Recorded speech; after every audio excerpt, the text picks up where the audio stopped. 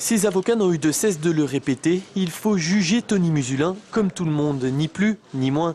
Le message a visiblement été entendu par le tribunal correctionnel de Lyon vers 23 h hier soir et après 2 heures de délibération, Tony Musulin est condamné à 3 ans de prison ferme et 45 000 € d'amende. Ses avocats saluent une décision de justice équilibrée.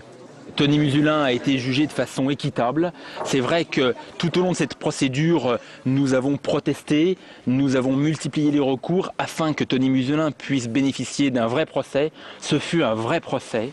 Je crois qu'au regard du déchaînement médiatique, au regard de la pression qui a pesé sur les différents intervenants de ce procès, le tribunal a su rester serein. Je crois qu'on a jugé Tony Musulin ce soir.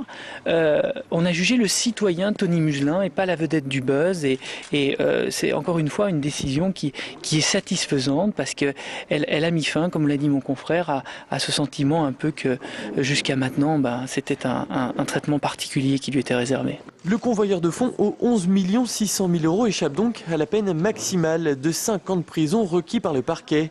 Comme un pied de nez à la justice, l'auteur du casse du siècle échappe aussi à toute explication concernant les 2,5 millions d'euros toujours portés disparus.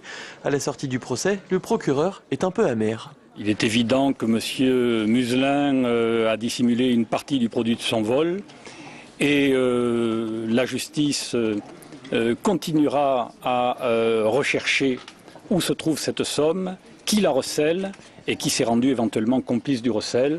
Et si ce n'est pas dans 1 an, ce sera dans 5 ans ou dans 10 ans.